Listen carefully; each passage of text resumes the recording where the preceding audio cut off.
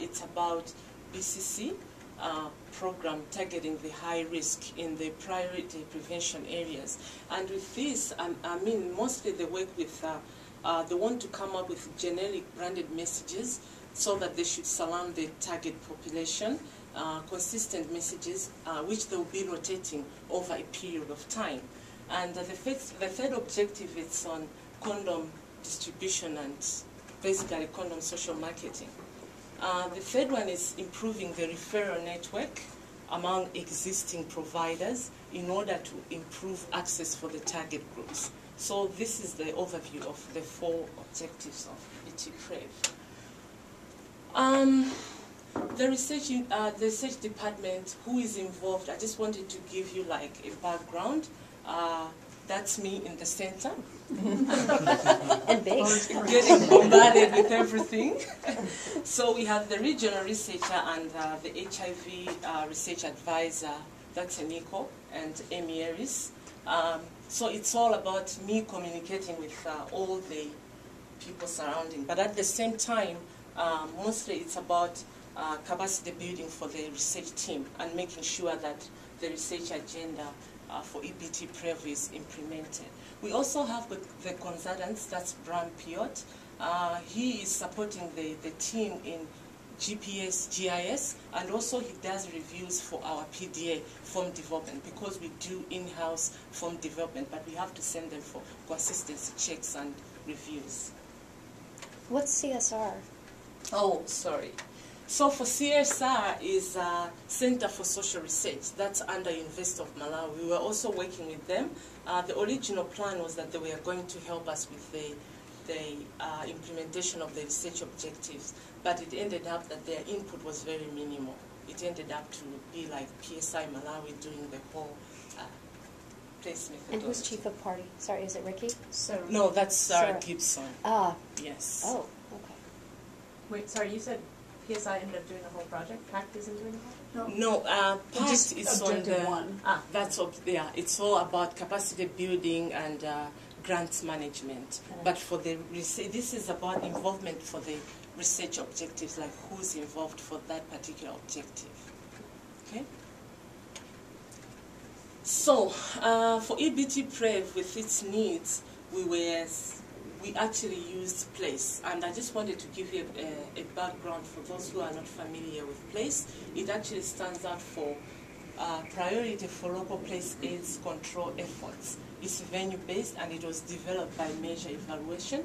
It's mostly a tool which is used to identify where prevention programs can be targeted, okay, in the priority prevention areas. And it's mostly used in places where people are mostly getting infected or infecting others. So it finds out like where people usually meet sexual partners. And with that information, it's able to inform the HIV prevention programs. Okay? Why we use PLACE? Because I think it's rapid, it's cheap, and it's suitable for scale-up, and it can be adapted across countries.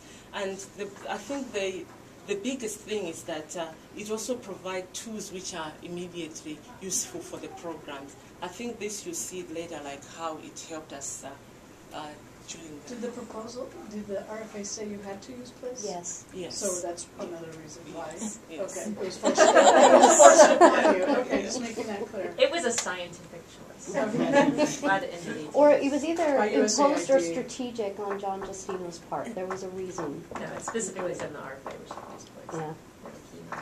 Okay, so on this one, I wanted to show you the actual original PLACE steps and how we had used it in Malawi. So for PLACE, it has got 5 steps. The first one is you convene a meeting, you define the PLACE strategies, like what are the risk groups you're going to deal with, and then you also identify, that's step 2, identify sites where people meet new sexual partners, and then you map out all the sites, and then the 4th step is that you describe who are your site's patrons. Okay, and then the last step is you use those results to improve for the program. So in Malawi, the way how we used it, we had the step 1, where we convened the meeting, and which included the National AIDS Control Commission. We also involved the Ministry of Health, HIV unit, the stakeholders, USAID, PACT, all those partners were involved to come up with the PPAs. And then we took step 2, where we did the PPA mapping. And in PPA mapping, we mapped out we were going out mapping out the venues and also the HIV service delivery. And then we also used step 3, which is the verification, which is just similar to the original case study. But instead of doing the description of site patrons, we actually replaced that with track. Okay? And during the identification of the PPA, during that meeting, we came up with 5 PPA. So if you remember, I had said that the program will be implemented in 20 PPAs. But for the sake of research, because we knew that we couldn't do research in all the PPAs, we chose areas which could act could be representative. So we had the markets, the plantation, the border, the lakeshore, and the urban. And these areas were chosen because of the population distribution and also the HIV prevalence rates. Were those the areas that had the highest HIV prevalence rates? Yes. And that's also where we could find our risk groups, high-risk groups. Okay, so during the mapping of the PPAs, I want to talk about activities, what we actually did.